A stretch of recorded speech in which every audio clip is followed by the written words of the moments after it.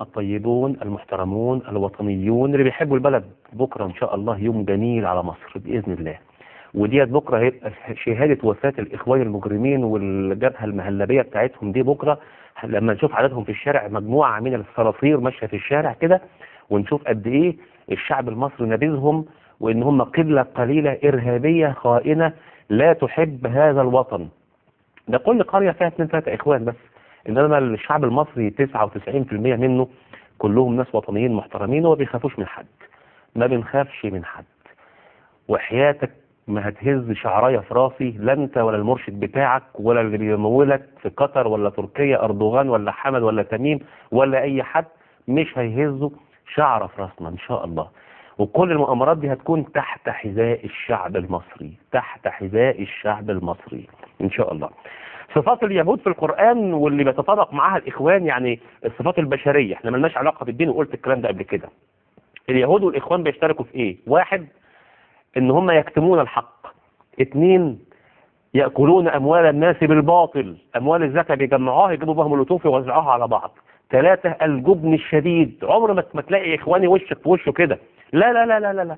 لما تكون معاه كده تلاقيه طيب ومستكين وزي الفار المبلول، يبعد بعيد عنك، تبقى مع الشله بتاعته يبدأ يحرب عليك، وبرضه يبقى لابس كمامة لابس بتاع. ولذلك الله عز وجل يقول في القرآن، يا رب يا غنيم اسمع الكلمتين دول علشان الكلام ده هيفيدك قوي، ده تحليل شخصي، تحليل نفسي ليك يا وجدي. بيقول ربنا عز وجل ايه؟ لا يقاتلونكم جميعا إلا في قرى محصنة أو من وراء جدر.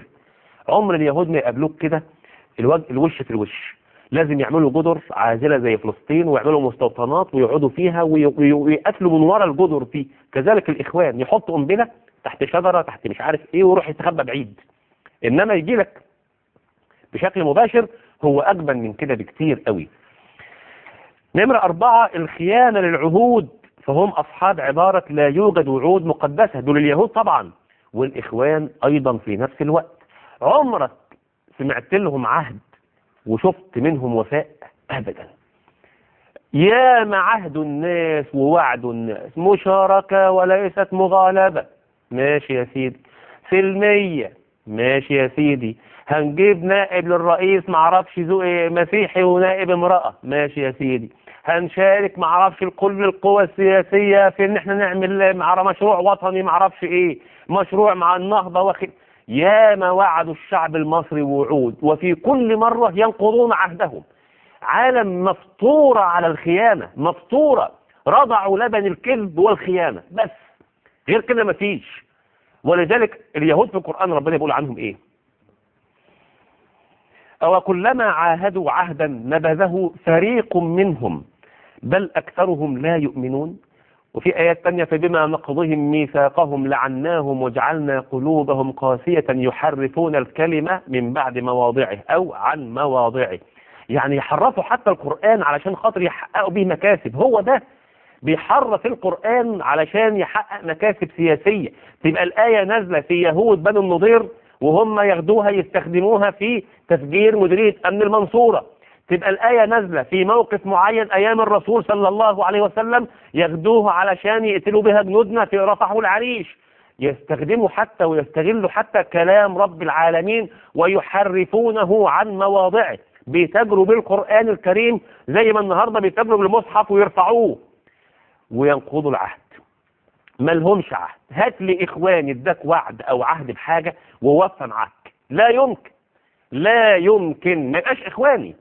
هو لو وفى بالعهد أساسا يكرشوه، يعني هم يطردوه لو لقوا واحد محترم في وسطهم كده وفى بالعهد، يبقى هو كده كفر بالله بالنسبة لهم، يطردوه على طول. الحق ده في واحد صادق يا نهار اسود يتحاسب على طول. الحق ده انا هبلغ عنك ان انت وفيت بالعهد، ويروح يبلغ والنبي هتقول لي انا وفيت بالعهد عشان خاطر ما تقولوش ان انا وفيت بالعهد، ليك عليا بعد كده ابقى ناقض للعهد وابن 60 في 70، بس اوعى تقول المره دي. هم كده عمرهم ما يوفوا بعهد ابدا. نمرة 6، تحريف للكلام سواء كان مكتوب او مسموع او مقروء، حتى لو كان كلام رب العالمين او كلام النبي صلى الله عليه وسلم او حتى الدستور اللي الناس كاتباه. عندهم قدرة على التحريف، يخلوا الآية وعكسها، الحديث يحرفوه لعكسه، المادة القانونية يحرفوها لعكسها، الله عز وجل يقول من الذين هادوا يحرفون الكلمة عن مواضعه ويقولون سمعنا وعصينا واسمع غير مسمع وراعنا ليا بألسنتهم وطعنا في الدين ولو أنهم قالوا سمعنا وأطعنا واسمع وانظرنا لكان خيرا لهم وأقوم ولكن لعنهم الله بكفرهم فلا يؤمنون إلا قليلا. خدوا بالكم الحلقة دي من أهم الحلقات عند الإخوان، لأن الحلقة دي أنا بحط الإخوان في قالبهم الطبيعي، بحط الإخوان في القالب بتاعهم.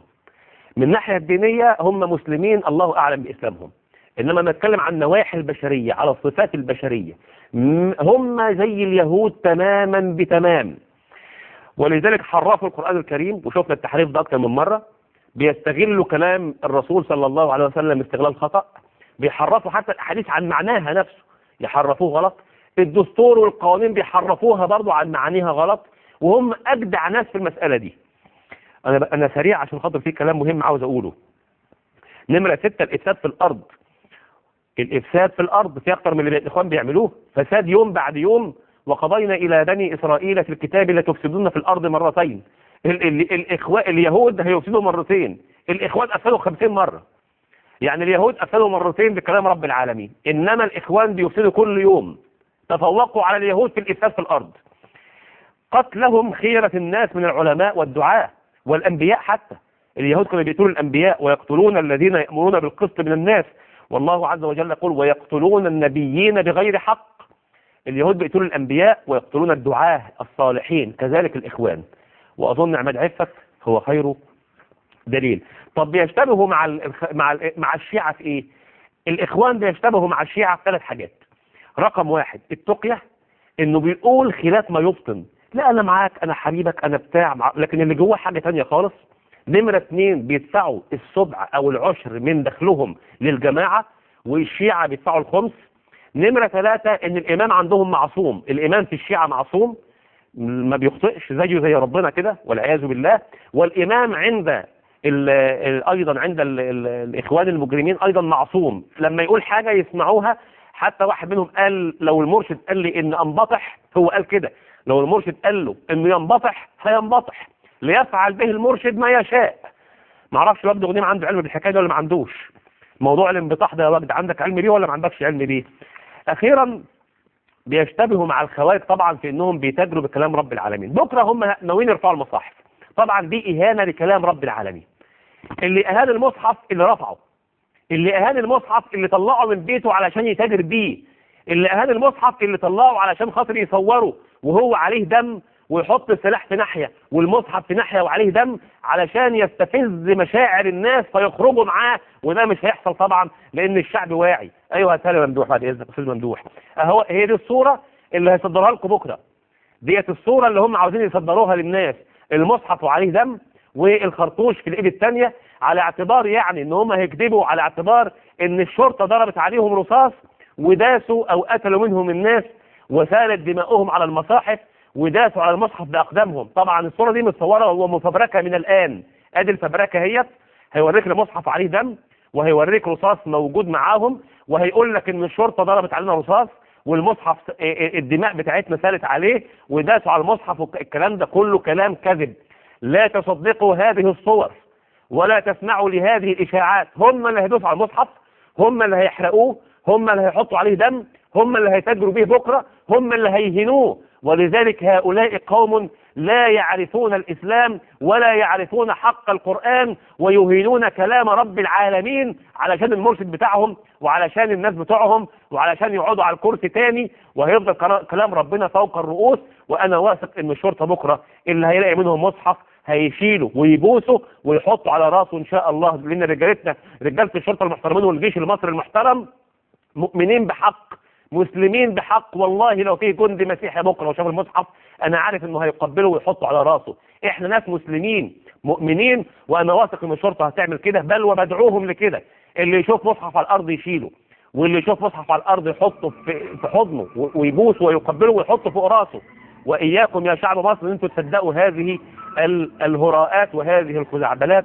نحن اكرم واعظم واشرف من ذلك بكثير. وليسقط الخونه وليسقط المجرمون وليسقط الإرهابيون وليسقط الإخوان ومن على شاكلتهم، ولتبقى مصر آمنة مطمئنة، وتحيا مصر، تحيا جمهورية مصر العربية. تحية للجيش والشرطة مقدما وللشعب المصري العظيم مقدما.